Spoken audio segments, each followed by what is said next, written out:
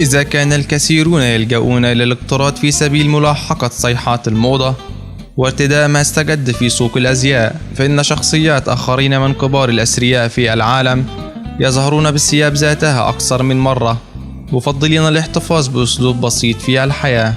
مارك زوكربيرج من بين تلك الشخصيات مؤسس موقع التواصل الاجتماعي فيسبوك. مارك زوكربيرج الذي تقدر ثروته ب47 مليار دولار، والذي يبدو في الغالب بتيشيرت عادي قصير بلون رمادي مع بنطال جينز، ولدى سؤاله عن سبب التشبث بلباس واحد تقريبا، في حين أن بوسعه الظهور بملابس فاخرة تبدو في منتهى الأناقة، أجاب زوكربيرج بأنه حريص على أن يمنح وقته للقرارات التي تخدم الناس، لا أن يحتار بشأن ماذا سيرتدي.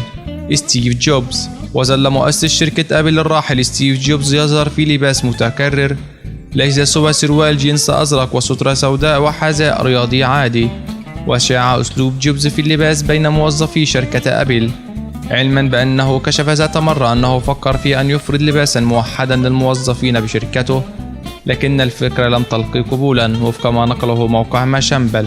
أوباما.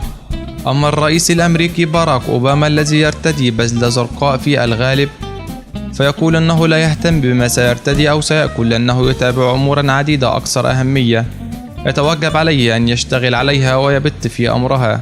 أينشتاين. بالرغم من ظهور العبقري ألبرت أينشتاين ببدلة أنيقة في كثير من الصور، إلا أنه كان عاشقا لسترة القطن المريحة وحذاء صندل الخفيف. دين كيمن. في غضون ذلك يكتفي المخترع العالمي دين كيمن بقميص وسروال من الجينز يظهر بهما في أغلب الأوقات. لاجيرفيلد.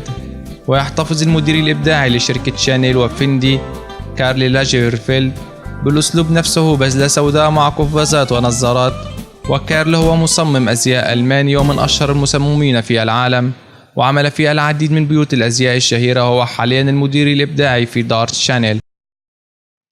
إذا أعجبك الفيديو لا تنسى الإعجاب والتعليق، ولكي يصلك كل جديد اشترك الآن.